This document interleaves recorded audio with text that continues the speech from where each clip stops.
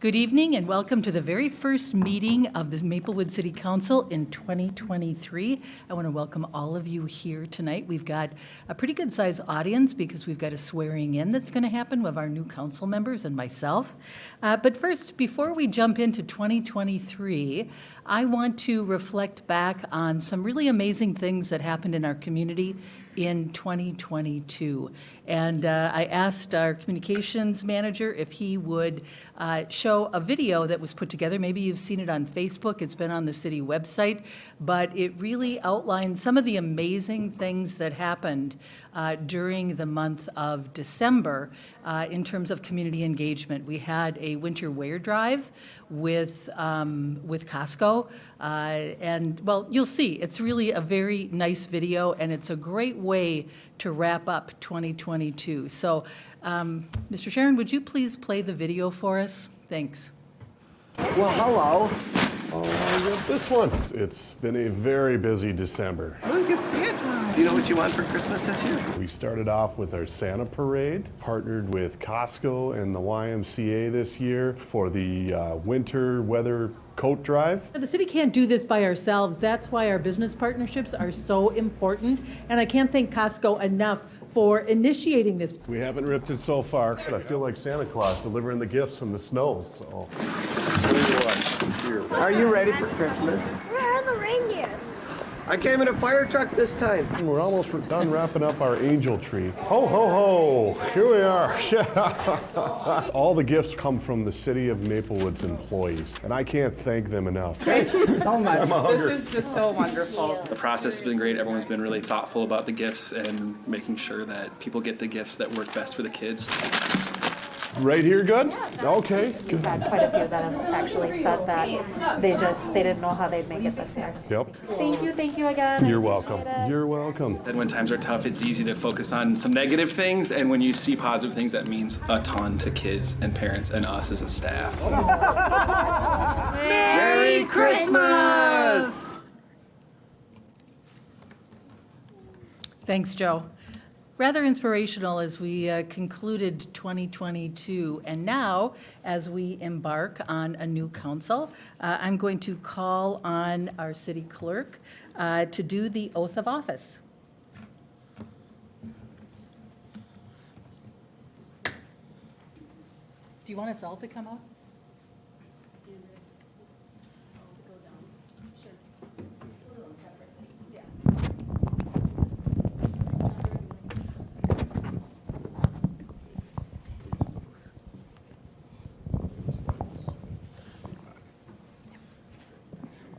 Prepared here.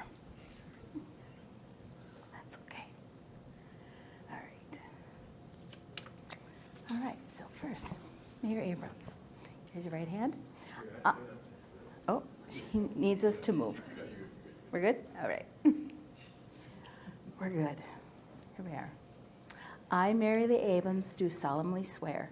I, Mary Lee Abrams, do solemnly swear that I will support the Constitution of the United States that I will support the Constitution of the United States and of the state of Minnesota, and of the state of Minnesota, and faithfully discharge the duties of mayor in the city of Maplewood, and faithfully discharge the duties of mayor of Maplewood in the county of Ramsey, in the county of Ramsey, and the state of Minnesota, and the state of Minnesota, to the best of my judgment and ability. to the best of my judgment and ability. So help me God. So help me God.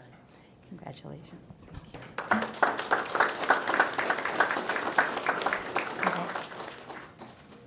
Right hand. I, Kathleen Juneman, do solemnly swear I, Kathleen Juneman, do solemnly swear that I will support the Constitution of the United States I will support the Constitution of the United States and of the state of Minnesota, and of the state of Minnesota, and faithfully discharge the duties of council member and faithfully discharge the duties of council member in the city of Maplewood, in the city of Maplewood, in the county of Ramsey, in the county of Ramsey, and the state of Minnesota, and the state of Minnesota, to the best of my judgment and ability. to the best of my judgment and abilities. So help me God. So help me God. Congratulations. Thanks.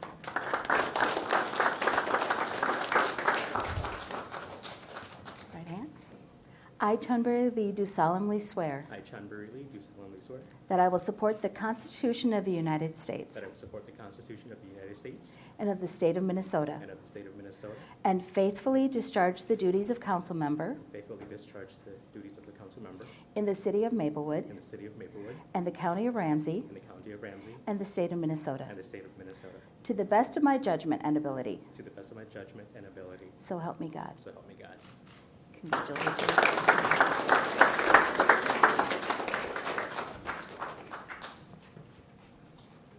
Chandra, do you want to do some photos with your family? Want to ask you for a minute? เป็นตามที่ไทยเขาหน่อยคนไทยท่านสิอ่ะไทยท่านสิอ่ะ Just we're good. With the mom and dad, with this. Yeah, that's it. But I feel like I'm a liar.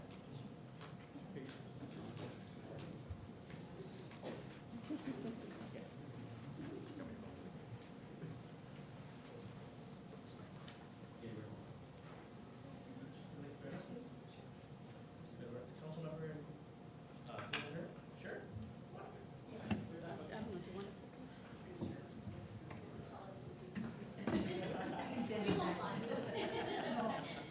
Actually, if we probably just angled it like that.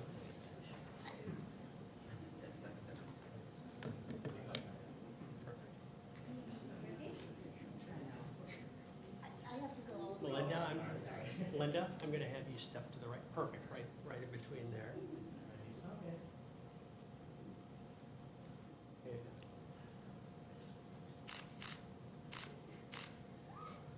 Then I'm just going to do one instant here.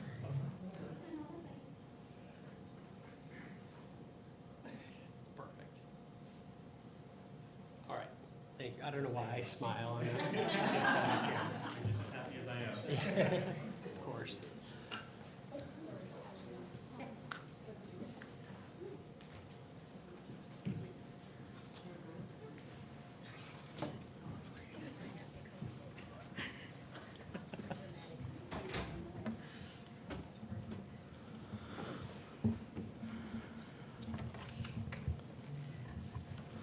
All right, then, let's start with the Pledge of Allegiance, please.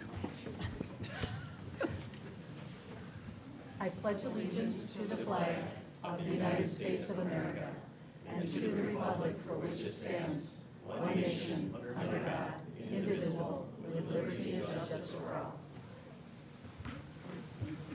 City Clerk Sint, would you do the roll call for us, please? Councilmember Cave. Here. Councilmember Juniman. Here. Councilmember Lee. Present. Councilmember Villavicencio. Here. Mayor Abrams. I'm here as well. Thank you very much. Council members, let's move on to approving the agenda. Is there a motion? I move approval. Second. I'm sorry, Second. I didn't hear yet. That's okay. Sorry. Moved by Juniman, seconded by Cave, the motion to approve the agenda. Is there any further discussion? Councilmember Juniman, you have something to add? Yes, a public service announcement about trash and recycling carts and fire hydrants. Okay. And I would like to add something concerning snow plowing. Thank you. Thank you. Anyone else? Yes. Councilmember Cave. I would like to bring up the Walton development. Okay. We'll add that to council presentations. Oops. Add something. Thank you, Mayor. Chandra, Councilmember Lee. Yep, just something about public safety. Okay, public safety. Okay. Thank you. Councilmembers, all those in favor of the agenda as amended, please signify by saying aye. Aye. Any opposed? Okay, the motion passes. Moving on to the approval of minutes. We have the December 12th, 2022 City Council Workshop meeting minutes. Is there a motion for the workshop? I move approval of December 12th, 2022 City Council Workshop meeting minutes. Second. By Cave, seconded by Juniman, the motion to approve the December 12th, 2022 City Council Workshop minutes. Is there any further discussion? Hearing none, then all those in favor signify by saying aye. Aye. Any opposed? The motion passes. See, Mayor. Oh, Councilmember Lee abstained. He was not on the council at that time. Thank you. And then we have the December 12th, 2022 City Council meeting minutes. I understand from City Clerk there is a suggested amendment to that, and that would be on page 27. I can take that, Mayor. Okay, City Manager Coleman. Mayor, members of the council, on packet page 27, in the final paragraph, there is a typo in the legal description of the property relating to the public vacation of the street for the Reuter-Walton project.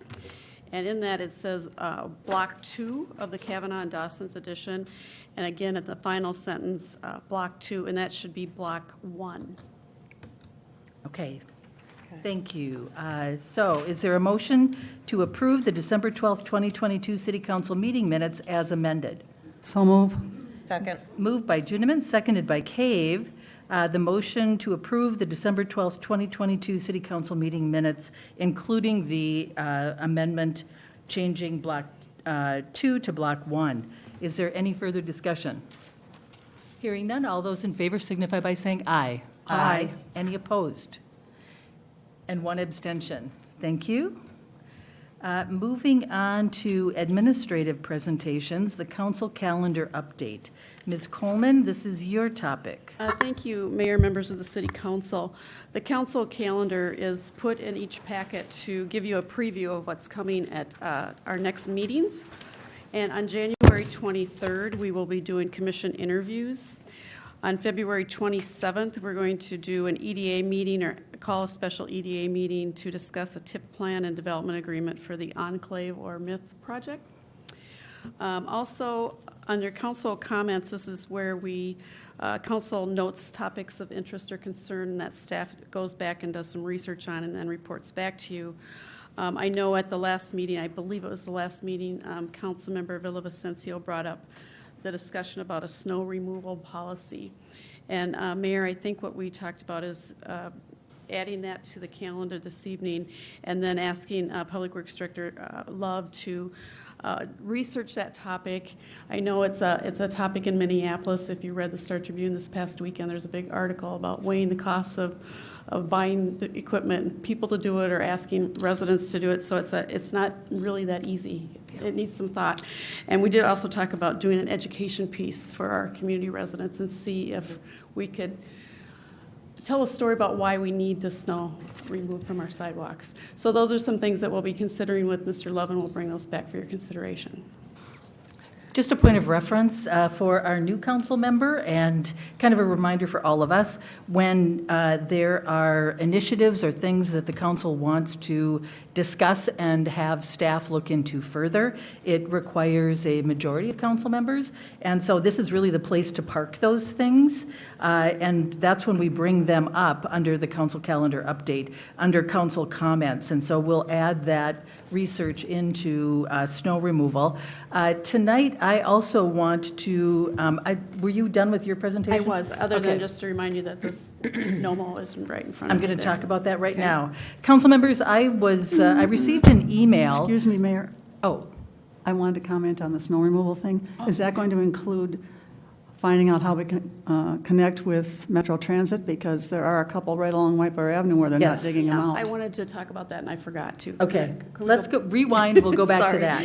Thank you. So one of the things that I found out from City Clerk Sint is that we license the benches, the bus stop benches. And so this year when we were doing the renewals, I asked Ms. Sint to put a little sentence or two in about how it's their responsibility to clear the snow around those benches. So I don't know if you have any new information or not, but Mayor, you might want to call on Andrew to see. City Clerk Sint, do you want to comment on that? Thank you, Mayor and council members. I did reach out to U.S. Bench, who has the courtesy benches here in Maplewood, and with that, when the CEO received the letter, he called me right away. What are the benches? What are the ones that you're having concern with? And I explained to him just the general concern, and he said, well, my people are there right now. You know, there is a continual battle between the snowplows and then the sidewalks. And so we do struggle with that. But he definitely had it on his radar. And I said, well, make sure you star Maplewood that we're really looking at that. So he seemed very receptive and very reactive to the letter. Good. Thank you very much. And thank you, Councilmember Villavicencio, for bringing that up to our attention. That was it. Was there anything else? No, thanks. I just want to make sure that got brought up. Thank you. Okay, got it. So another topic that I wanted to bring up is in reference to an email that I received. You all have copies of it. It is an initiative called No Mow May in Maplewood, and it is to really bring awareness to kind of the, our butterflies, our insects, and by not mowing our lawns in May, it helps everything kind of get going in the springtime. And I know that there are a number of cities that have brought forward, I think they're listed in here: Columbia Heights, Crystal, Duluth, Golden Valley, Grand Rapids, Edina, Mankato, the list goes on. But it is really, I think, a nice focus to bring awareness on our pollinators and the impact from our pollinators. Now, one thing about No Mow May is that it is voluntary. So obviously, if a resident is having a wedding in their backyard at the end of May, they can mow their lawn. That isn't what this is about. It is really an initiative to start getting people to think about pollinators and how we care for our grass and what we can do really from an environmental perspective. So I wanted to bring it to you, council members, and see what your thoughts are. Obviously, the next step would be, if there is a majority that is interested in making Maplewood a No Mow May, that we would then ask staff to go back and do some research, obviously contact some of the cities that have No Mow May, and look at changing at least, whatever changes we would have to make so that there would not be code enforcement in May about long grass and people not mowing their lawn. So council members, what do you think about No Mow May? I absolutely love it. So, and I don't have to cut the grass for a month. I think it would be a great initiative for our pollinators. We have a lot of green spaces here in Maplewood. A lot of residents also have nice lawns here, so I think it really definitely will help the pollinators here. I love the idea. Councilmember Villavicencio, your thoughts? I'm all for it. I think that, like you said, the benefits to the pollinators is where Maplewood should be. Okay. Councilmember Cave and Juniman, what are your thoughts? What do you think? I noticed how I asked you last. I think I kind of could guess where she was going to go. And I kind of thought Kathy was going to bring this up, and she said you jumped it before she did, because I thought this is right on Kathy's alley. I definitely agree with this also. Yeah. Okay, so does that give you enough to get going on No Mow May? Yeah, I think so. I was just going to comment that the community that I live in participates in this program, and they have little yard signs that you can put in your yard, and then that explains for their neighbors that, hey, this is just for 1 month and why. And so that might be something we'd want to include in that. I think so. That would be a good idea, to find out about putting those signs up so that people could understand kind of what's going on. And that, once again, then will highlight and bring awareness to the idea of pollinators and the impact that they have. And if they read their February Maplewood Living, there'll be more about it. It's true. Councilmember Cave. Yeah, is this also going to be with our parks? Because you're going to have people with graduations and stuff. That's a question that I talked with Audra Robbins about, and we're concerned that in most cases, we're not going to be able to leave the parks unmowed. Okay. For those kinds of reasons, but just play areas and fields and different things. So I'm not sure we can participate fully in those areas. Okay. But there are parts of parks that don't need to be mowed, so. So we'll look at that. Okay. Good question. Okay, good. Thank you. Moving on to council presentations. Councilmember Juniman, you wanted to talk about trash and recycling and our fire hydrants. Yes, well, it is the season, and nobody can say they haven't noticed. Everything within sight is buried, and even, unfortunately, as I've noticed driving around and walking around, fire hydrants. So I'm kind of begging people, if you are lucky enough to have a fire hydrant on your lot, and that is lucky, because if your house is on fire, the water's right there. But there was a story on the news today of, I think it was in a Minneapolis suburb, they had trouble, the fire department had trouble because the nearest hydrant was buried, and so it took them longer to respond. We don't want that to happen. And yes, theoretically, it is the city's business, whatever. With all the snow removal going on lately, just on the streets and the trails and the sidewalks, I think we can each take a little responsibility to shovel out the hydrants. It's important. Last week I shoveled ours out 3 times, and I'm thinking to myself, okay, enough, right? But it is really a service not only to you, but to your neighbors. And the other thing I've noticed is some people just think they have to put their trash and recycling carts in the street. Okay, that's a bad idea any time of year, but it's a really bad idea now because, as you've probably noticed, if it snows overnight, our snowplowers are out early before the trash and recycling people, and so your trash can might end up in 1,000 pieces 3 lots down the street. And if you have curbs, that's kind of what they're for. You can put both carts up on the curb line, and they'll still be picked up just like they always are. But please don't put them in the street. They're kind of targets for snowplows that don't know they're there. So it's just a little reminder for everyone. Thank you, Mayor. Thank you. And I wanted to bring up snow plowing because it's something that we are all very familiar with already. And, we're just barely into January. But I want to commend our Public Works Department for the amazing job that they have done in really this last snow event that we had. And I guess we're calling it a snow event because it was multiple days and it was 4 to 6 inches on one day. And I think it totaled over a period of 3 days, almost 16 inches of snow. But I have to say that Maplewood snow plowing, our public works crews did a fabulous job. And all I would do to suggest, if you wonder how different is it here in Maplewood, just drive into St. Paul, because that's what I did. Last Wednesday night, I had to go down to an event, a chamber event. Governor Walz and then a number of legislators were speaking before about the legislative session, and I was in downtown St. Paul, and the roads on Wednesday night were almost impassable. And it was absolutely awful. And I have to say that when I got back, I thought I'm going to send an email to our Public Works folks and tell them what a great job they did and how glad I was to be back in Maplewood, because I didn't know that I was going to get out of the city of St. Paul. And I was thinking, okay, I've got AAA, I guess I could call them. But it was awful. And Maplewood, the streets were clear. So I really want to commend our Public Works Department. They did a fabulous job. So thank you for that. And then moving on, we have, I believe, Public Safety was next. Just wanted to also add a little bit to that, Mayor, thanks to the Public Works. I used to be a St. Paul resident myself, and I used to always say when I started driving, if I could just make it to Maplewood, I would be all right. So thanks to everything that you guys have done for the city of Maplewood. A little bit about public safety. Just want to give a quick shout out to the public safety team. My kids and I, the wife, the family, we all participated in the Santa Parade. We were down in South Maplewood, had a great time, saw Santa, Mrs. Claus, and also the Grinch. My son said this was the real Santa because the candy was as cold as the North Pole. So great job, guys. So thank you for that. That's very nice. Thank you. Thank you. Councilmember Cave, you wanted to talk about Reuter Walton.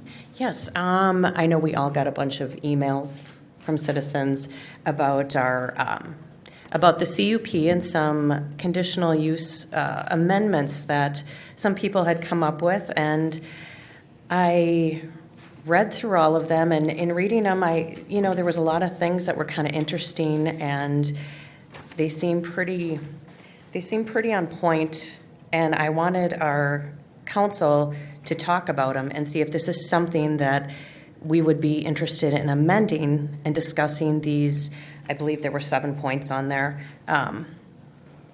and that is where I'm at. And I didn't know if this is something that I can motion to reopen, to reconsider the CUP and reopen to amend the conditions. Mr. Beatty, I'm going to turn to you on this. Yeah, Madam Mayor, Council.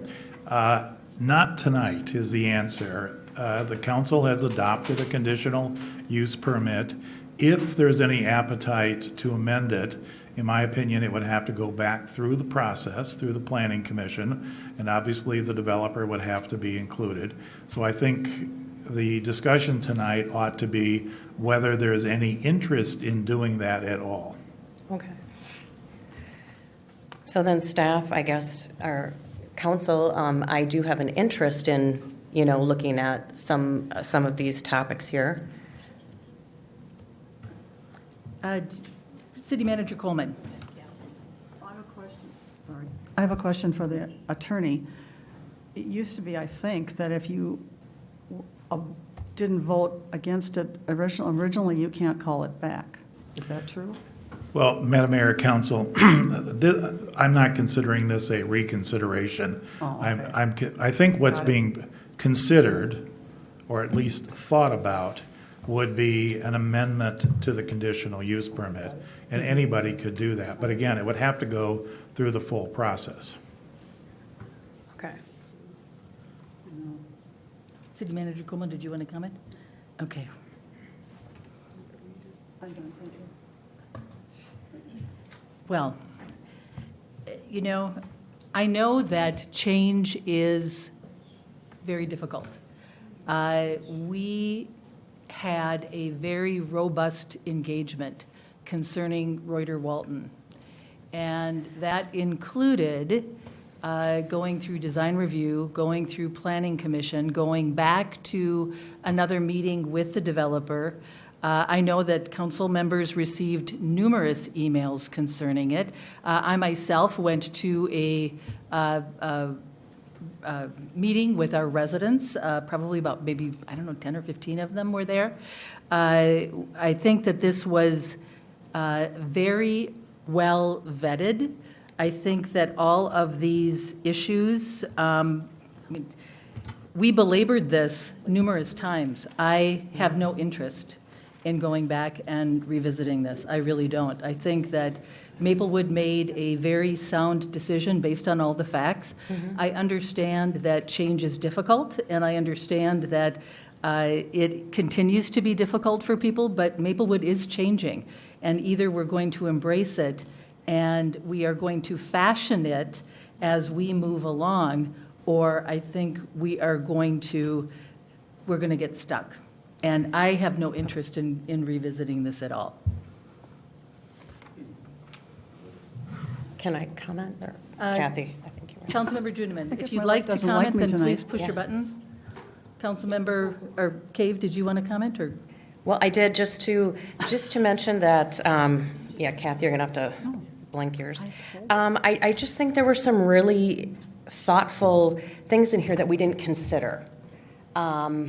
So I am in favor of going forward. I just want to state that because there are things that, I plan on keeping this in my toolbox for other, when other properties start coming up. I know we talked about like solar, and Kathy had already brought it up to the developer that they are putting solar up there. So there's some things that we just, that the group didn't understand, but the solar panels are going on the roof. I just think that this is something I'm in favor of just going back and making sure. So I just want to let it be known that I am in favor of it. Thank you. Councilmember Juneman. Thank you, Mayor. My light doesn't like me, so I have to hold it down. Well, as Councilmember Cave said, they are going to install solar panels because I asked them that. And I don't know that it's even, I don't know, the attorney maybe could help me, but I don't know that you can make some of these demands of anybody developing anything. No more than 2 individuals per bedroom, I don't think you can do that.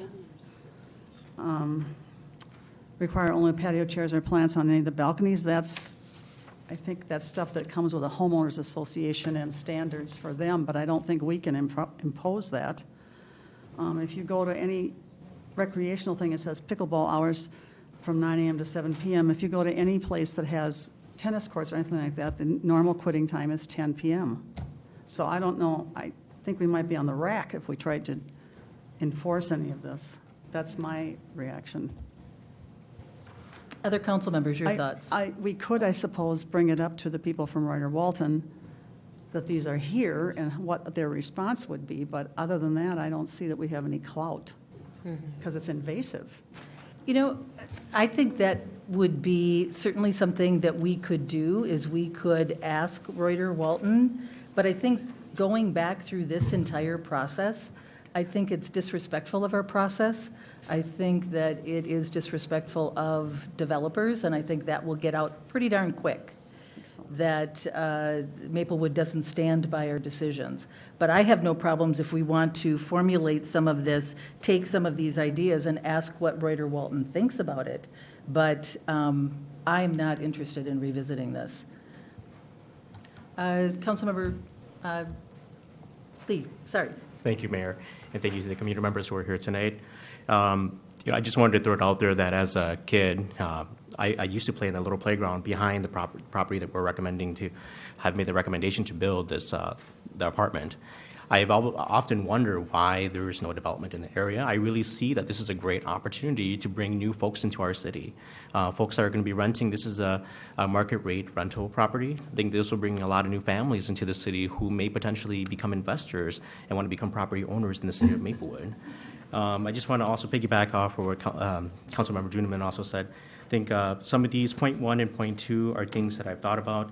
The other ones, when we talk about being inclusive and when we talk about being diverse in our city, we want to make sure that we're being inclusive of everyone and anyone who wants to be a part of Maplewood. A lot of families, such as myself, we have more than, I have to limit, this is just my personal opinion, but to have 2 individuals per room to have a limitation, that is a limit on a lot of families, BIPOC families, who live within our city limits. I think it's great to think about some of these, but I think at the city level, it is very invasive for us to be putting these on renters or people who, this is not the image we want to paint for our city. We want to be inclusive of all who wants to be a part of our city. Councilmember Villavicencio. Oh, did you want to comment at all? I mean, I can, but I didn't have my button pushed. I think that, the process that we had was in-depth enough, and I feel confident in the decision that we made, and that's where I'm at on that. Okay, thank you. I think then, based on the comments of the council, at best, is at least let Reuter Walton know, but there aren't any requirements when we're not going to reconsider it. Danette, did you want to say something? Thank you, Mr. Mayor, members of the council. I just wanted to mention that we can talk to Reuter Walton about this.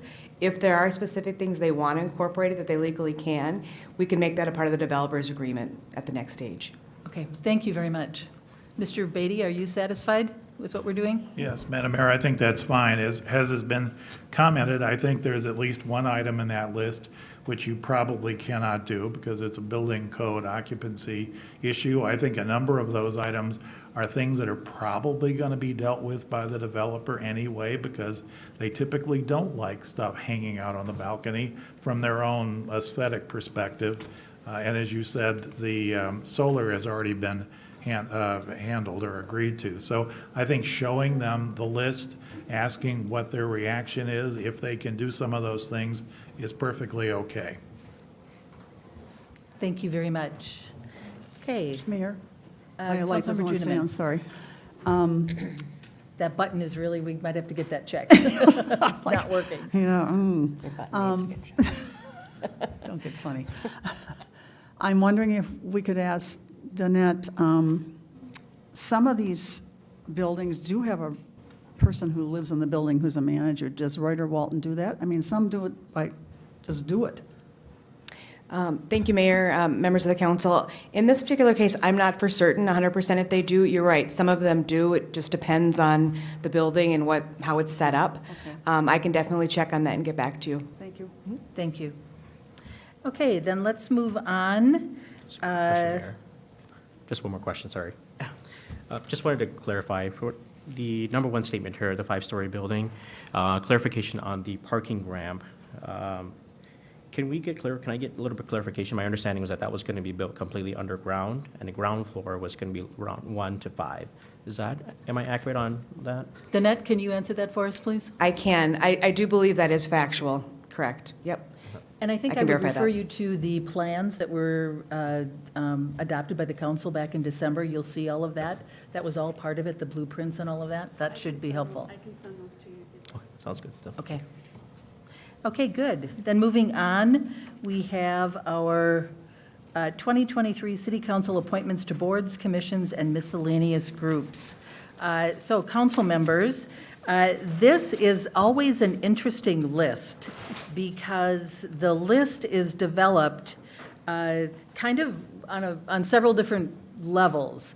On seniority, a little bit on trying to balance out responsibilities because council members, between our council meetings, between preparing for council meetings, going to commission meetings, going to public events, engaging with our residents, there's a lot of time that we put in. And so in making these assignments, I tried to take a look at a balance on how we could make all of this work. And there is one correction that I would like to make, City Clerk Sint. Some people have been served on their roles for a number of years, and they're very familiar with it. Obviously, there are some changes this year. In terms of the acting mayor's position, I remember when I started on the council in 2014, I was going to be the acting mayor, and there was discussion at that time that, making a first-time council member the acting mayor is a lot of responsibility. And I didn't want it on me back in 2014, but I accepted it in 2015. So we should change the 2023 appointment to Councilmember Villavicencio, because if you look at the history there, I know it happened with me back in 2014, and Councilmember Villavicencio was a brand-new council member, and appointing you as an acting mayor at that time is just not fair. It's a little daunting. But Councilmember Lee, you'll see what is in store for you next year, because then you will have it the following year. I'll be ready. Okay, good. Anyway, is there anyone, any comments or any concerns that anyone has raised that you've got about council assignments? Then if not, council members, we need a motion to approve this. Is there a motion? Yep. Motion to approve the 2023 City Council appointments to board, commissions, and miscellaneous group as amended. Second. Well, now my mic doesn't. By Lee, seconded by Juniman. I heard you that time in sincere light. The motion to approve the 2023 City Council appointments to boards, commissions, and miscellaneous groups. Is there any further discussion? Hearing none, then all those in favor signify by saying aye. Aye. Any opposed? Okay. Then, council members, I have to be honest with you. I was really looking forward to this next topic, the Public Safety Unmanned Aerial Vehicle Program. We are getting so technologically advanced. I still like the idea that we have that resource that we can shoot out something that sticks onto a car that we're pursuing. And, now we're going to have drones, or we're proposing drones. It's pretty impressive stuff. Madam Mayor, Council, we're in the process of starting up this unmanned aerial vehicle program to really assist us in multiple aspects of public safety. I've asked Lieutenant Duga to come tonight. He's our resident expert on it. He's been researching it for a couple of years now. And the main purpose of bringing him with us tonight is to really dispel some of the myths and some of the concerns people have and privacy concerns. He'll explain a lot of the statutorial ways it's addressed, is also our transparency and really the stopgaps we've created within our own department to mitigate a lot of that. So with that, I'll turn it over to Lieutenant Duga. Thank you, Chief. Thank you, members of council, city manager, mayor, for having me here tonight. I'm here to talk about drones, or UAVs. Like the chief talked about, we've been in this process for a long time looking into it. And UAVs have a long history of use in law enforcement. Going back decades, especially in the tactical world, where they were used for emergency situations, clearing buildings, large-scale operations, and monitoring things before things would happen. About 5 to 8 years ago, UAVs became commercially available. The technology came down in price to the point that anyone could have them. At that time, law enforcement agencies and public safety agencies in general began adopting them for use in regular emergency response activities. With that came a number of questions and concerns that began to be addressed by the legislature in 2018. In 2020, they passed a comprehensive bill in Minnesota regarding the use of UAVs for law enforcement specifically. And that bill outlines a great number of things of exactly when it can and cannot be used, as well as all data and data information. Currently, our aerial support is provided either by other agencies that have drone programs or by the Minnesota State Patrol, who has helicopters and fixed-wing aircraft. With requesting State Patrol, they are not staffed 24 hours a day, and most of the time it requires them to call in a pilot from the street to drive to the airport to do a pre-flight inspection on their helicopter or plane that they're using and come out to the scene, which is an extensive time delay. So we are looking to have the same technology, just at a moment's notice to benefit our community and our emergency responders.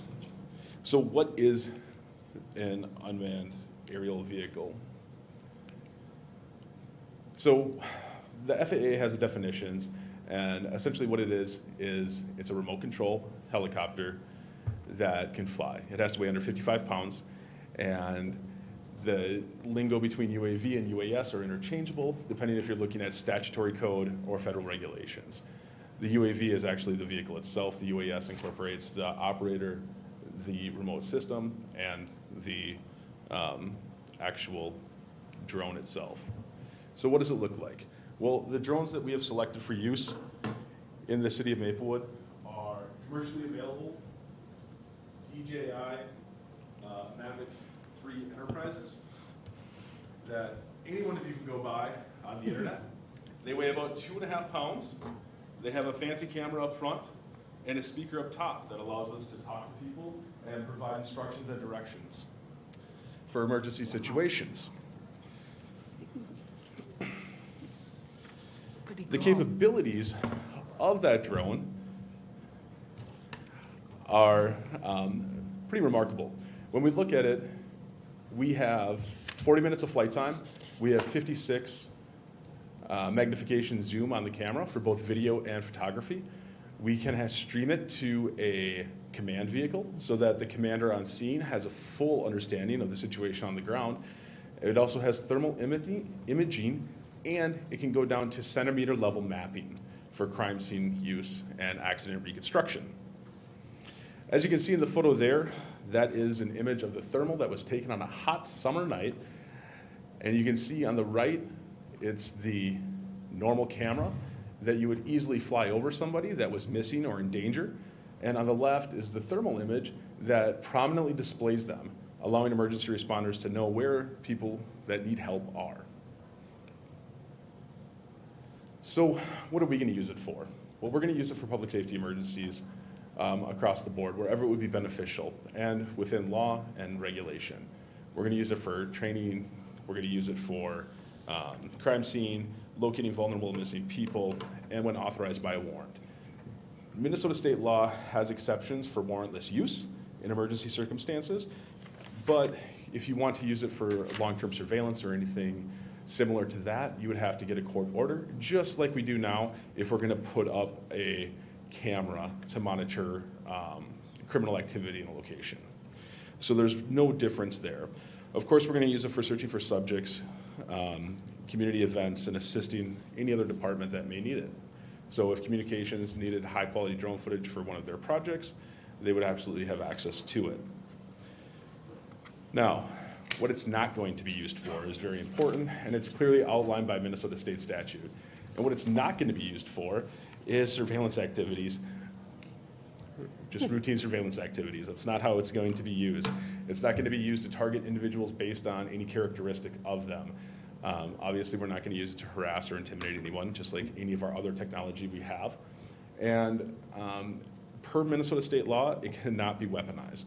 I know that is a concern with some people, but Minnesota state law clearly states that weaponizing drones is forbidden. We also can't put facial recognition software on it or biometric screening information. And they have very strict data compliance regulations with UAV use. So the state of Minnesota has given us clear guidance on the 9 times that we can use it, and I think they did so wisely. We can use it during an emergency situation when there's a threat of life-threatening harm, for training purposes, for criminal activity that's ongoing in a public area, for large event where there's a heightened risk that there could be some sort of problem. We're able to use it in those situations. So essentially wherever we'd have a cop dispatch to or a public safety responder dispatch to, we're going to be able to utilize this if it meets one of those criteria. Oversight is a big concern both for us and obviously for the community members. And the BCA has requirements in statute that by the 15th of each year, departments report all of their drone usages to them. You also have to report how much you've spent on the program and how many drones you operate. So the fact that we took delivery of these in late December, we were required to report to the BCA that we had them. Obviously, we don't have any deployments with them, but we had to report that we have them. In addition to that, Maplewood Public Safety has a long history of being extremely transparent, and we want to continue that. And with that, we are going to report monthly on our website of the number of uses, when, why, and where it was used, so that the community has a good understanding of why this technology was used and where it was used. We want to alleviate any fears that there's random surveillance going on or that we're living in a surveillance state. That is definitely not the case and not the use of this. In addition, we have comprehensive reporting laws both for the FAA and the BCA. Each time the drone is used, state law requires that a separate case number be pulled and a report be completed.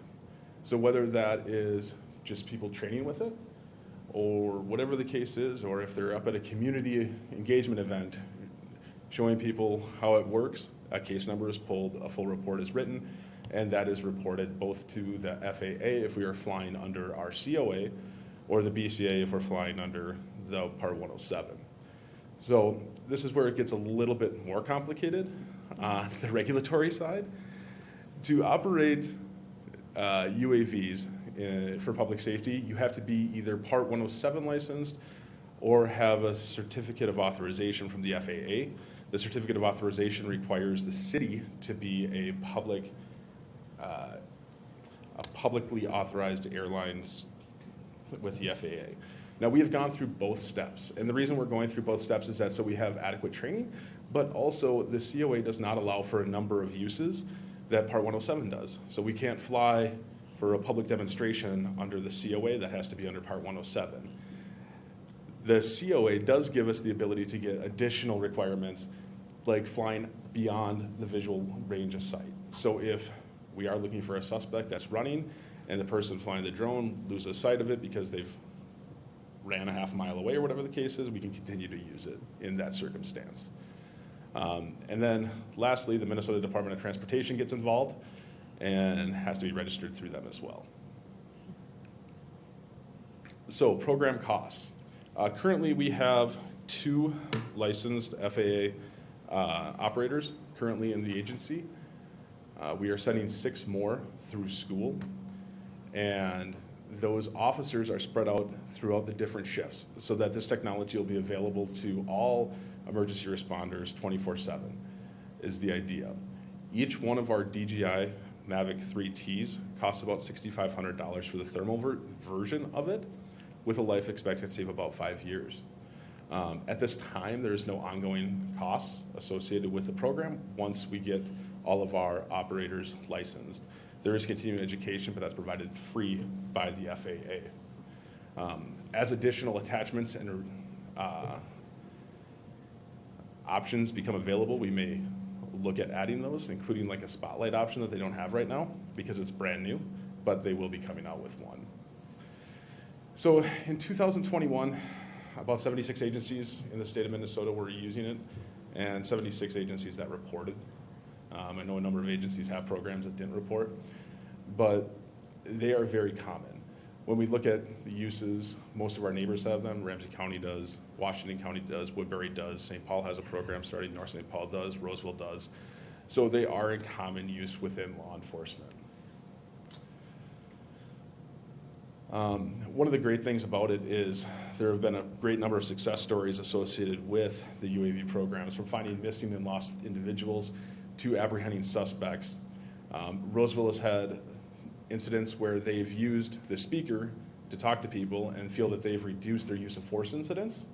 And I can see that as a great tool, especially instead of sending a K-9 out in the dark, where we can now see the suspect, know where they're at, give them commands, and coordinate a response, lessening the use of force and lessening the chances of a tragic event occurring within the city. Again, our goal is to make sure that we have an officer available to support public safety at all times. The program will be overseen by a sergeant and a command staff member, the command staff member being myself, the sergeant being Sergeant Nye. We're both already certified pilots.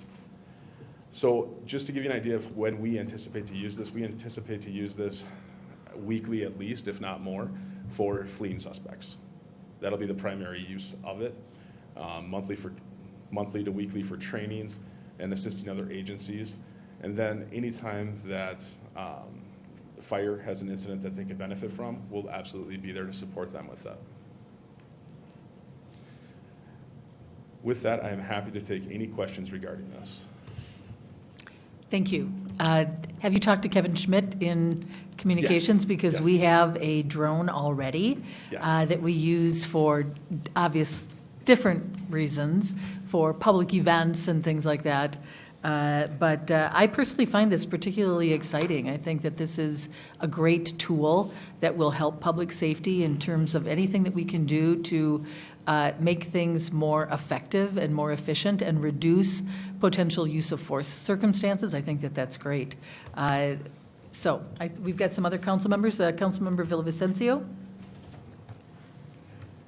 Yes, thank you, Mayor. One question I had is you mentioned about the functions that could be added on as time goes.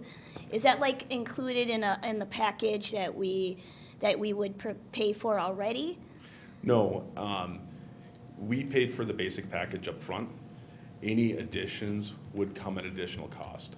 Currently, there aren't any aftermarket products available for this model. However, we have seen like the Spotlight option available for other models, and those are usually from third-party vendors, so the price is very drastically on it. Okay, I have a couple other questions.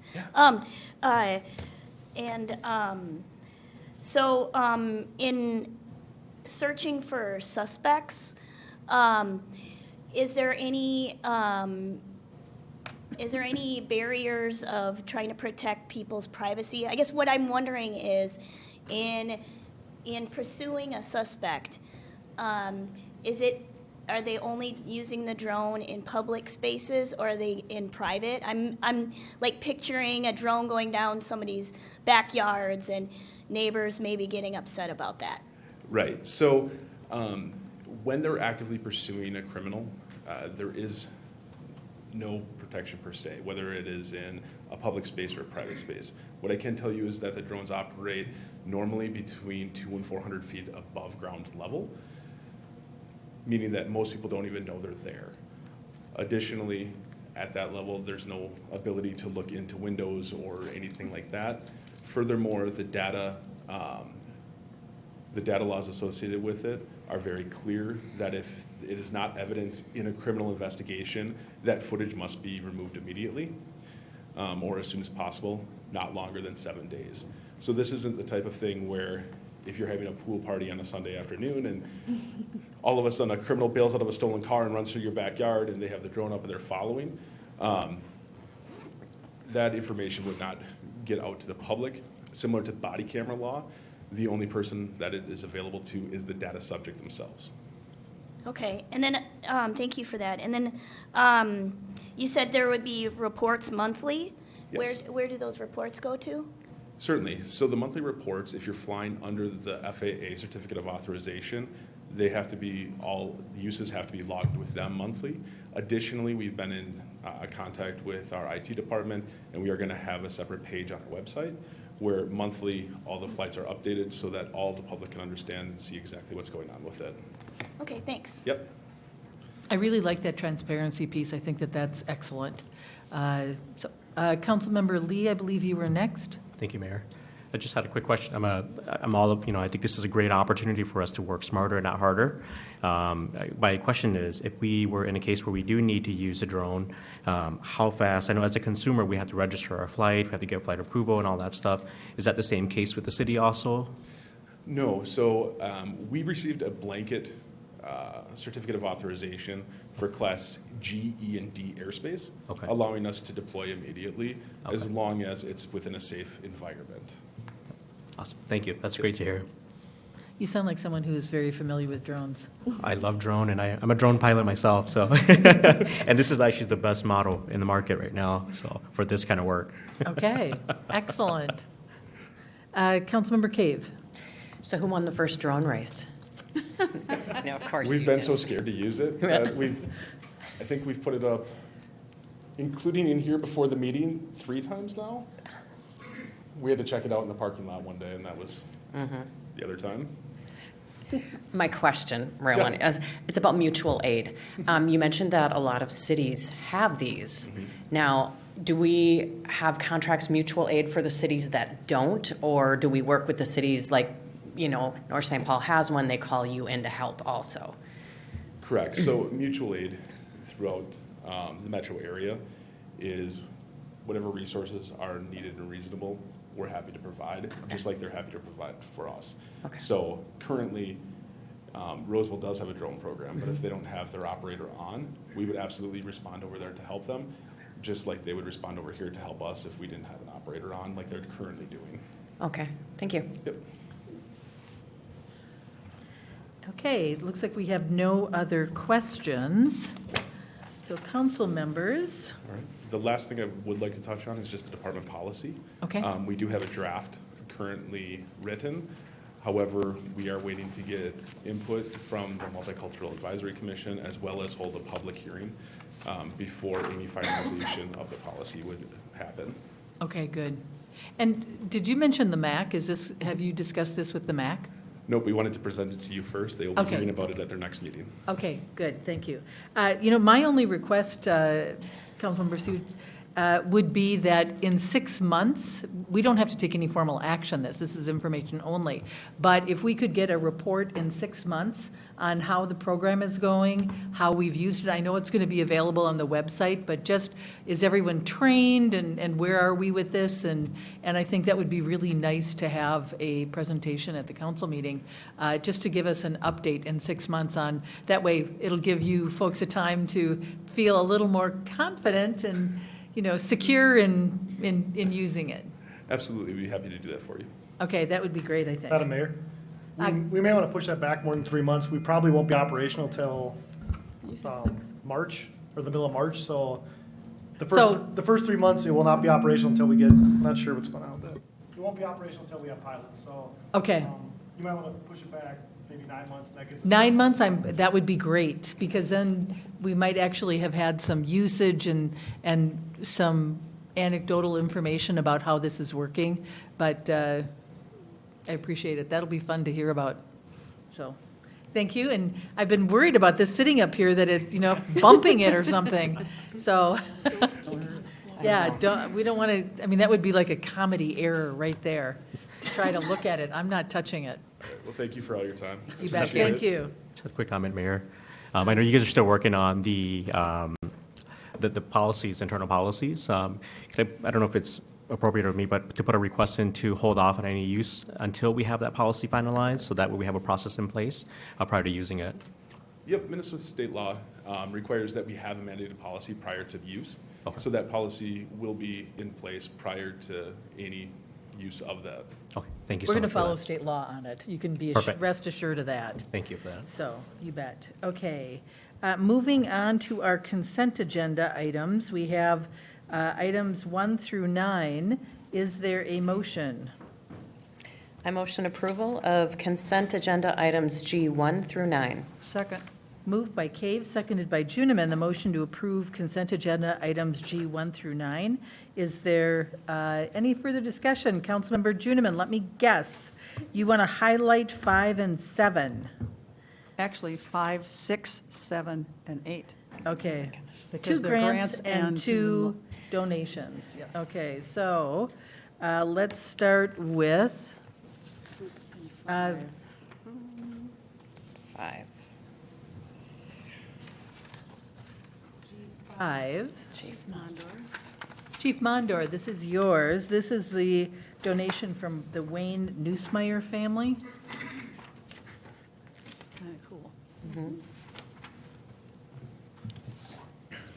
Mayor, members of the council, thank you. Yes, we recently received a $500 donation from the Neusmeyer family.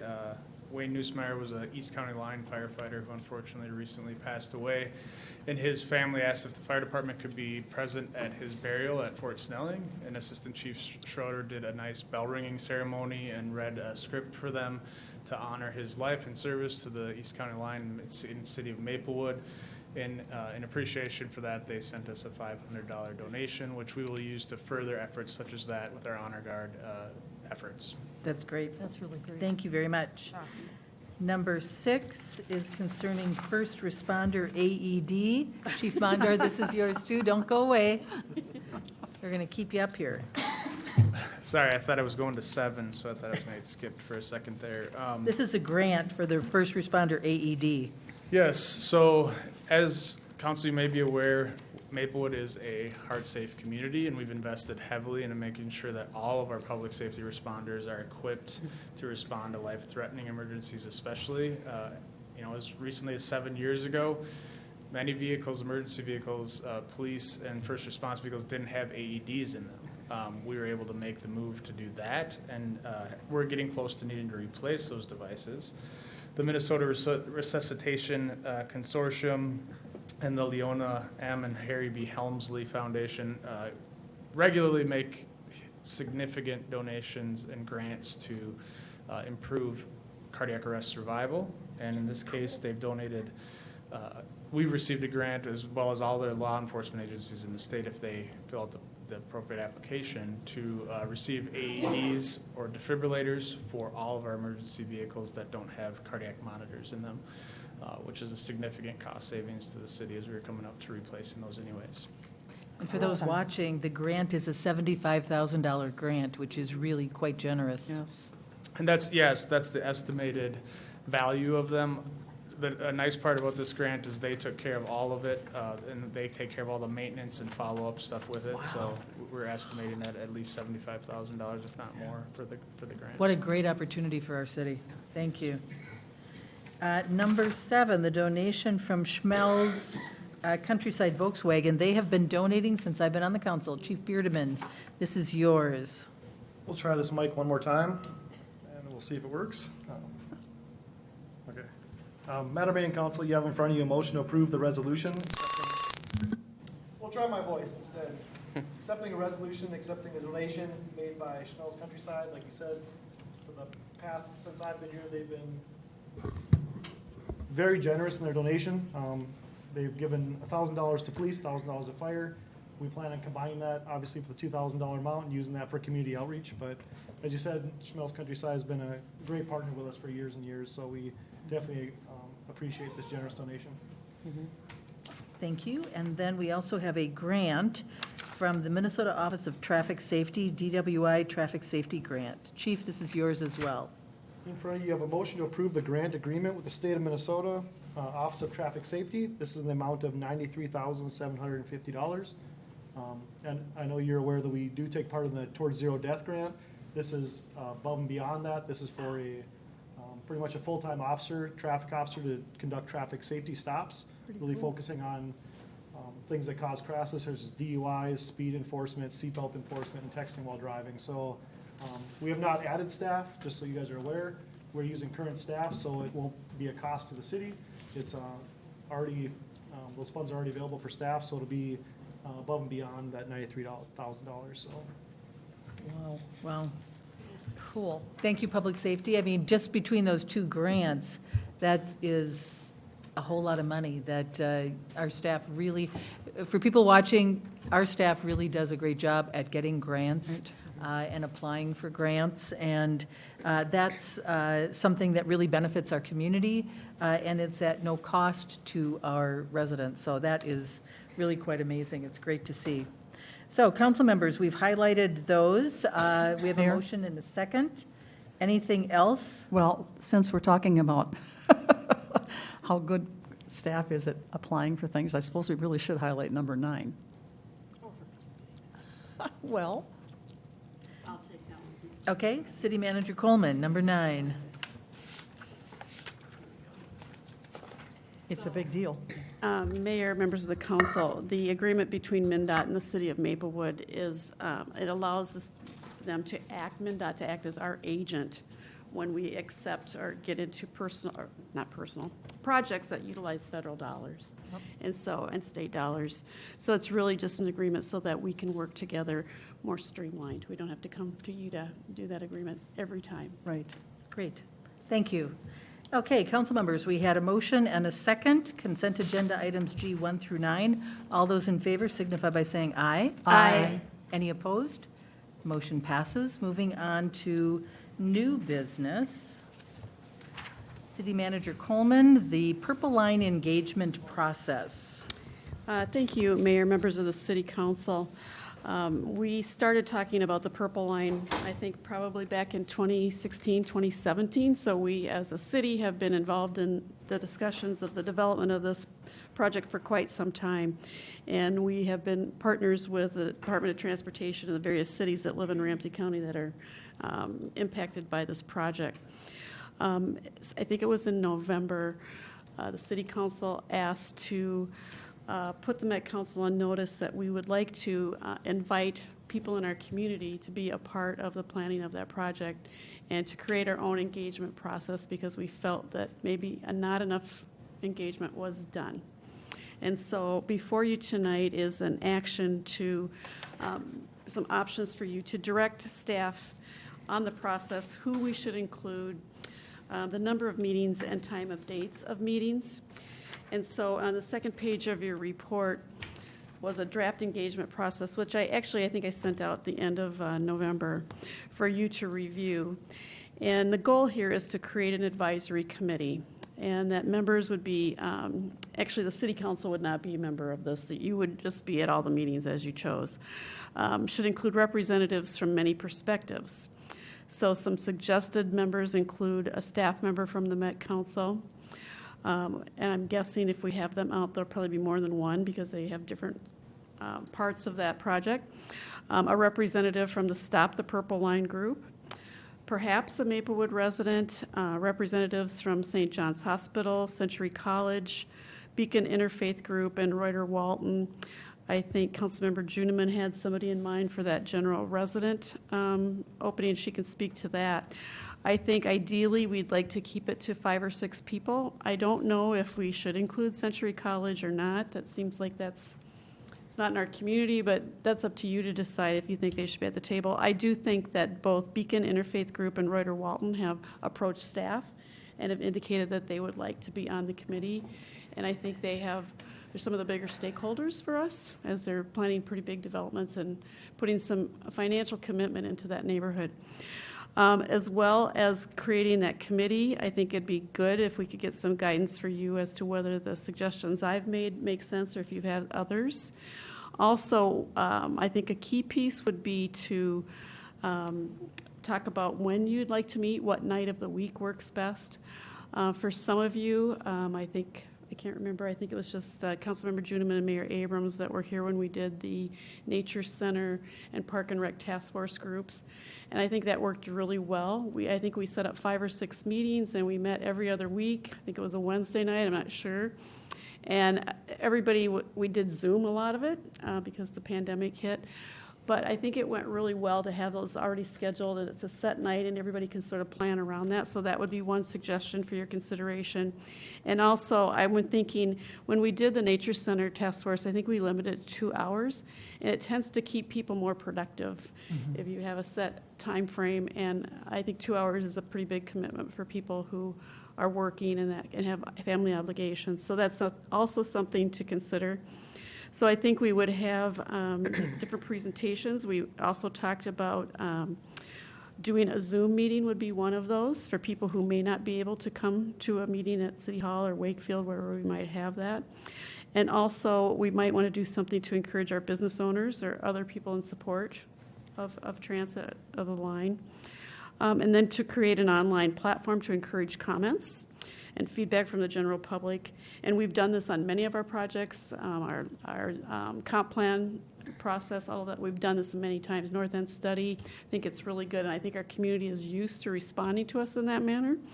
Also, we have Mr. Sheeran and Lois have put in some specific questions related to transit in our survey that'll be coming out in just a couple weeks.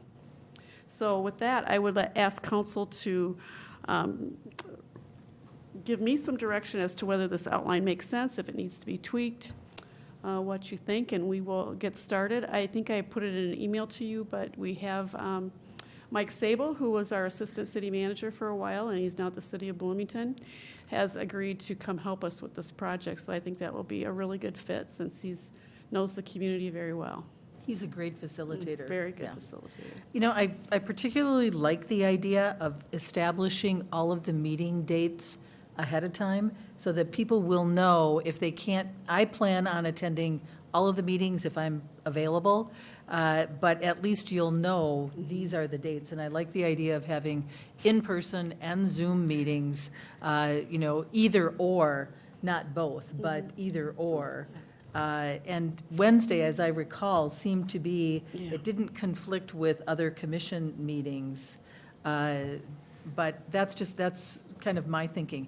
Also, you know, Century College is an important regional partner. They may not be located in Maplewood, but I think that certainly a number of residents go to Century College, and I think that they are important to have at the table as well, because we have to think about how we are, you know, I would anticipate that college students would be, you know, very interested in transit.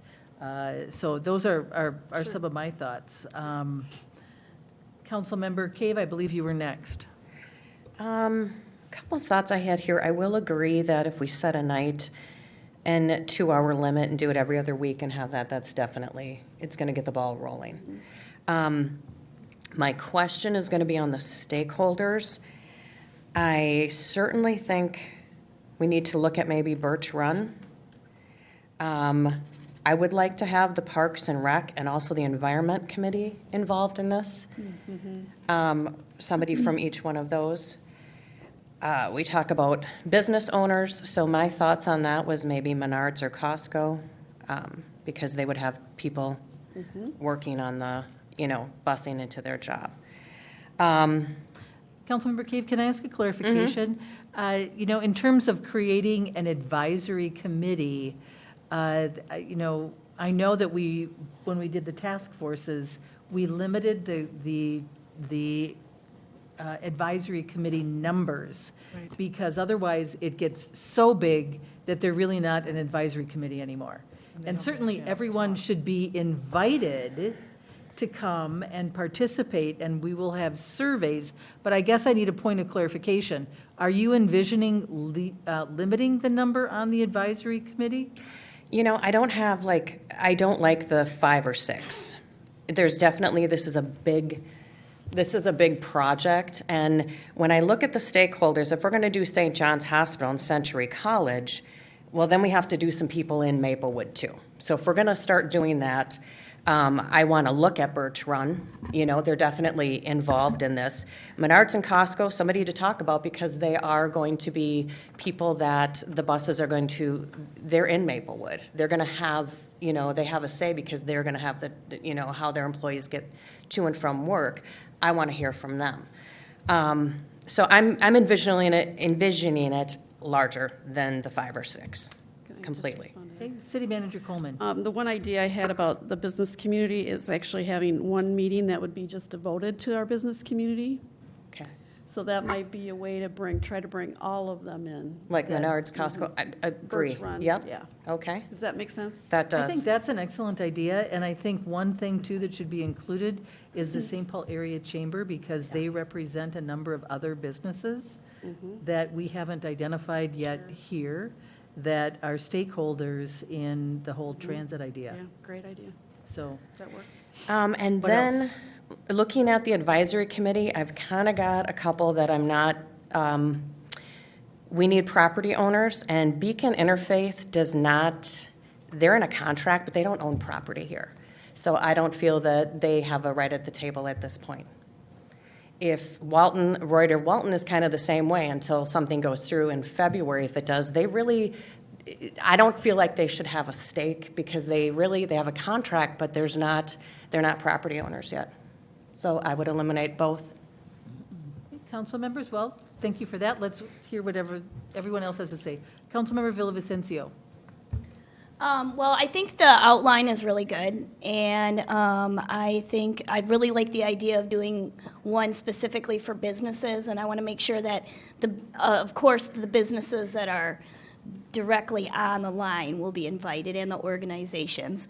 I think as far as what Councilmember Cave said about Beacon Interfaith, I think, yes, it's true that they are not property owners in here, but I don't think that property ownership should be a requirement to be on the advisory committee, because I think if they do end up being in Maplewood, the individuals that are going to be living on that property are probably the most likely to use that public transit system.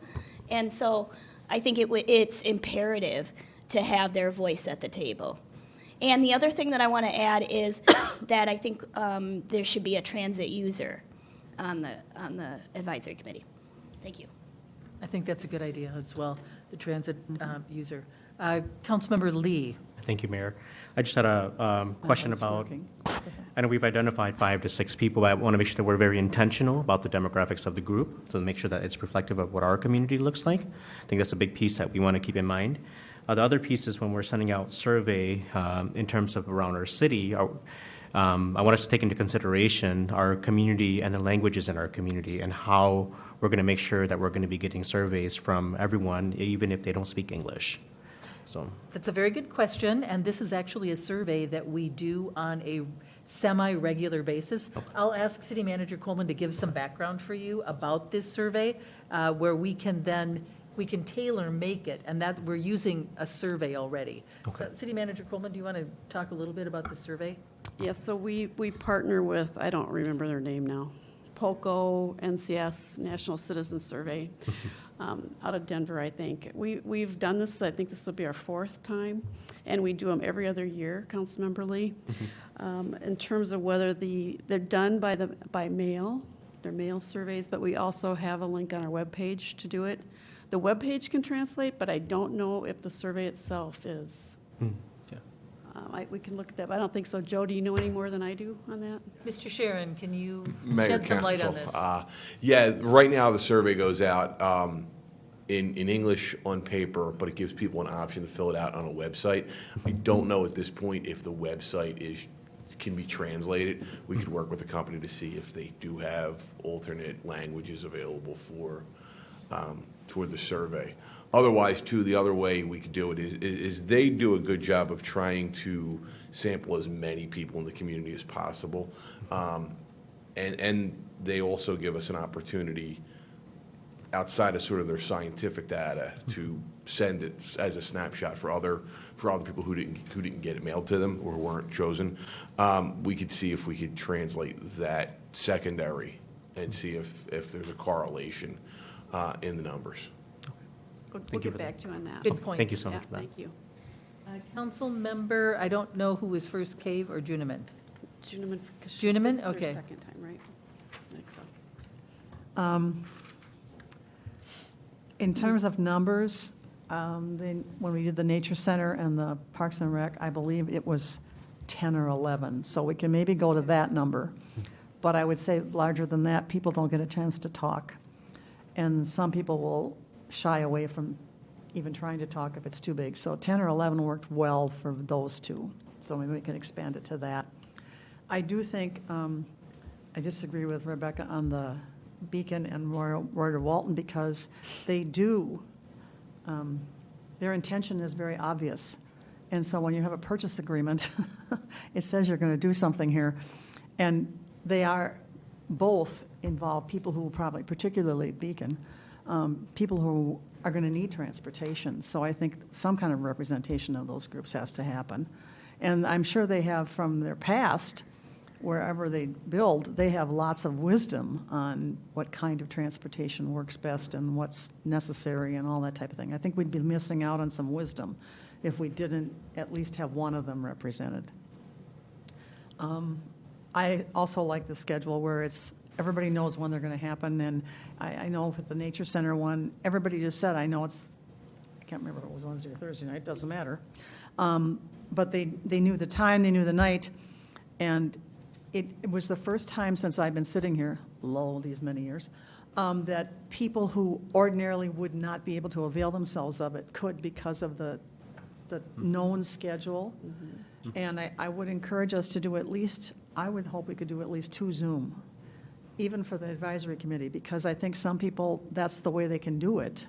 If they work full-time and have children and have kids involved in this and that, I mean, the response we got at that time was, I would never be able to do this if I had to come to a meeting. So I think we need to be very aware of that.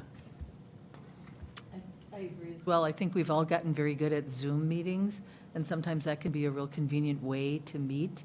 And especially something like this as we go into the month of February, which, if I'm not mistaken, is that our snowiest month, folks?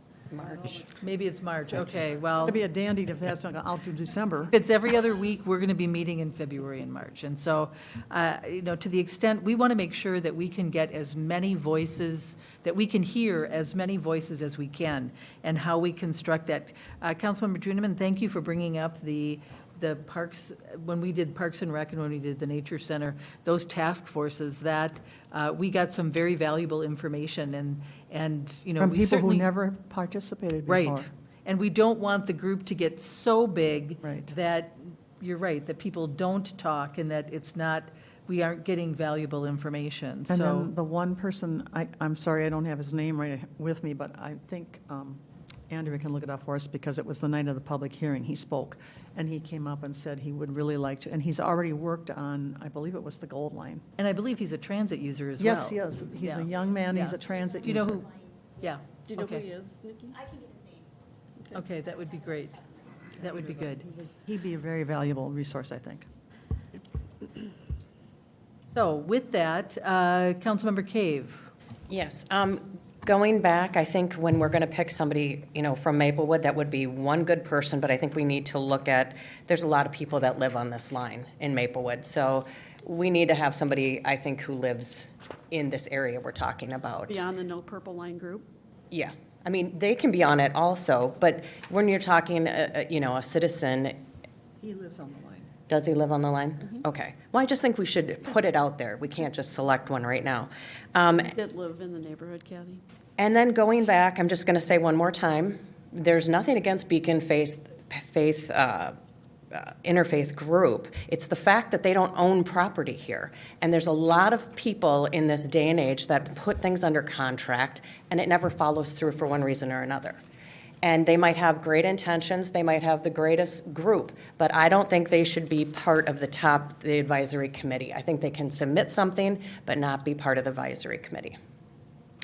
I would concur with Councilmember Villavicencio and Councilmember Druneman that I think they need to be on it because they are making a big investment, and the residents that are expected at Beacon, Interfaith, and at Royer Walton are going to be transit users, and I think they need to be part of this.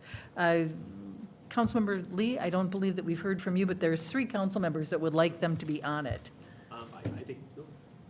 I've met with a group before too, and I think they do will bring a valuable voice to this committee. Another person that I think would be great in addition is perhaps J.B. Vang with the new potential. I think that'll be another good person to be on there. But to piggyback, we mentioned there that we definitely should have someone who lives on the line on this committee, though. Right. Yeah. City Manager Coleman, does that give you adequate direction? Yeah, Mayor and Council, this gives me lots of new guidance, so thank you and clarification. The one thing I would say is I'm trying to schedule a meeting with Mr. Sable to talk this through, and he may have some suggestions. Oh. So before we really get too far deep into it, I'll probably bring back some things just to run by you or email you and say, does this sound okay? So I think that's a good 'cause plan. it's still really kind of forming, and he might have some ideas that we're not thinking about up here. Good. Does that I sound think- fair? I think we've got a good plan. Okay. Councilmember Cave, you Just have one something more else. quick question. Where are we thinking of doing this? Oh, yeah. Is, if we're going to do Zoom and whatnot, is the city chambers the best? Well, that's one of the things I'd like to think through a little bit, because Okay, I hadn't okay. thought about doing Zoom meetings also. I thought we'd have a Zoom meeting or two. It gets much more technically difficult to do hybrids where you're doing some Zoom, some people are here. No, I think it should be. Either or. Yeah. Or, The other yes. thing about Wakefield, we talked about that, the mayor and I talked about that as an option. The only issue with that I didn't think of this morning was that we couldn't tape them, or, I mean, it'd just be clunkier to be. And the sound isn't real good in The sound there isn't either. quite as good, and so I'm a little bit concerned with that. Doesn't mean we couldn't do it for one of the meetings, but I think on In a regular person. basis, it has some limitations. So it's probably going to be here. Yeah, Okay. so here. We'll look forward to Then we have the whatever. technology here, Right. and yeah. Okay, we'll look forward to hearing Okay, more so I will about give it. you an update, and I will, I guess the bottom line here is I have a conference call with the Met Council tomorrow, because they're very interested in when they can come Good. and talk to you. And so if anything comes out of that, I will let you know, but there is a time schedule that they're concerned about. I think we can meet that without any problems, but we do need to get started. So watch your email and maybe looking for input before the next council meeting. I think getting started as soon as we possibly can is the way to go. We want to hear as many voices as we can, and then get the surveys out as well. So, Allow me to say they could have gotten Councilmember worried a little Juniman. sooner. I'm sorry, what? Allow me to say they could have gotten concerned a little sooner and spoken to us. We could go back to June 27th, but we won't. Okay, so I think we've got plenty of direction there. Thank you, council members. And now we are at the third amendment to the Maplewood Community Center Operating Agreement. City Manager Coleman, this is yours. Thank you, Mayor, members of the council. The Maplewood, City of Maplewood, we've had an agreement with the YMCA, an operating agreement since 2017. I think we signed it in November of 16, and it started on the first of the year in 17. So we've been in this business with them for a while now. One of the things we're trying to do is really help the Y adapt to sort of this pandemic reality. And so there have been reductions in memberships, reduction in revenue overall. And as you know, the city and the Y in our agreement, we have sort of a 50-50 split on putting money towards operations and the capital improvements. Over the last few years, we have altered that. This is actually the third time we've altered that part of it, where we're seeing who puts what money into what pot. But I also wanted to remind the council that this does not include the grants that were given from the EDA during the pandemic with the ARPA funds. This is strictly just how we do the capital improvement and operations split, which is part of the very first agreement that we entered into. So for this evening, we're looking at the third amendment. And in that, I will just tell you there were first and second amendments. We're also just, for the most part, talking about how we divide up the capital contributions and the operations. And in order to try to help them get through the pandemic, we did alter those agreements in the first and second amendments. The third amendment is very similar. This too doesn't really change much. We do still have 15 hours per week for use of the facility for the city of Maplewood. That has not changed. The thing that has changed is now the Y is asking to change the formula for how much is given to them through the CIP and the operating agreement. And when we made the agreement, I'm trying to find my specific contract here, it was settled out so that after the first few years, if the Y started making more revenue, their contribution to capital went up.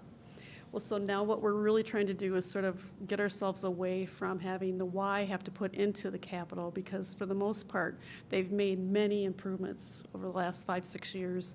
And we feel like the improvements that were made were substantial, and we agree with those, and we were great partners through that.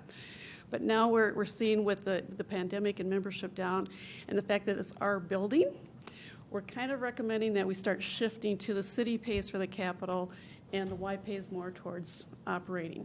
We're not there yet. This is for this year only. And what that does is that it has, that the city may repurpose their $216,486 of the city's $216,486 capital improvement fund, move that to operating. And that this would be for this year only. Also, in the third amendment, the terms and conditions of the operating agreement as amended in the first and second amendments shall remain in full effect. So really, it's just a shifting of how the money is used, and we've agreed to do that for this year. Now, how that's structured for the next year, we're going to have to start talking about that probably pretty soon, but for tonight, we're just asking for this year to make that shift. And Tara Monik is here from the Y.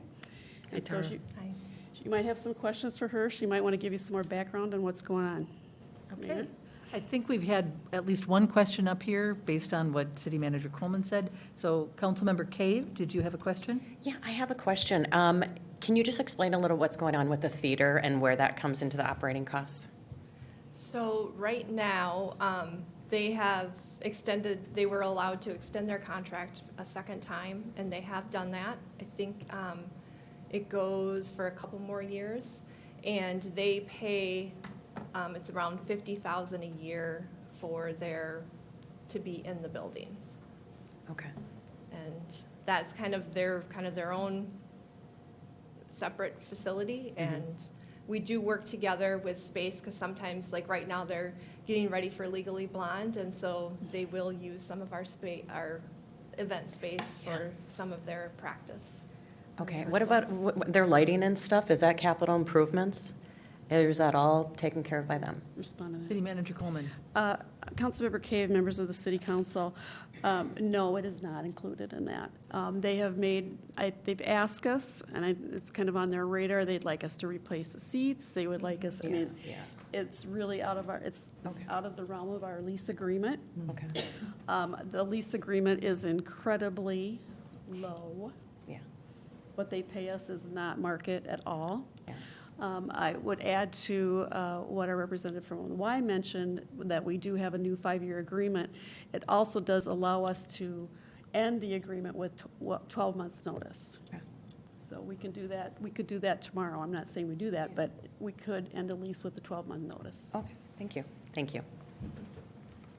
Is there anything, welcome to the council. Is there anything else you'd like to add? Thank you guys for considering this. I think when pandemic hit, I think we thought we'd be in a better spot by now, but people just aren't quite ready to come back. And I was very pleasantly surprised when we ended December, because we were well above what we were projecting to be. And so I am hopeful that this year is just going to continue to grow with membership and programming and event usage. So, well, thank you very much. Council members, is there any other comments or questions? If not, we've got a motion. Would someone like to make it? I move to approve the third amendment to the Maplewood Community Center operating agreement with the YMCA of the North, dated today, January 9th, 2023. Is there a second? Second. Moved by Juniman, seconded by Lee, the motion to approve the third amendment to Maplewood Community Center operating agreement with the YMCA of the North, dated January 9th, 2023. Is there any further discussion? Hearing none, then all those in favor signify by saying aye. Aye. Any opposed? Congratulations, and thank you for being such a great partner with us. Thanks. Council members, we are concluded with our agenda. We will be having an EDA meeting at the end, or as soon as we adjourn this particular meeting. But I also wanted to note that tonight we have Joe Rube, who is now our new finance director. Welcome in 2023. And I guess, well, Danette, now you're not the new person anymore. Is this your second meeting, I think? Okay, so second meeting, still relatively new. And But Mayor? anyway, thank you for joining us. We really appreciate it. Can we assume that Steve Love is out on a snowplow tonight? There isn't any new snow out there, but, who knows? He's pretty dedicated. So with that, council members, thank you very much. Thank you, staff. We are adjourned.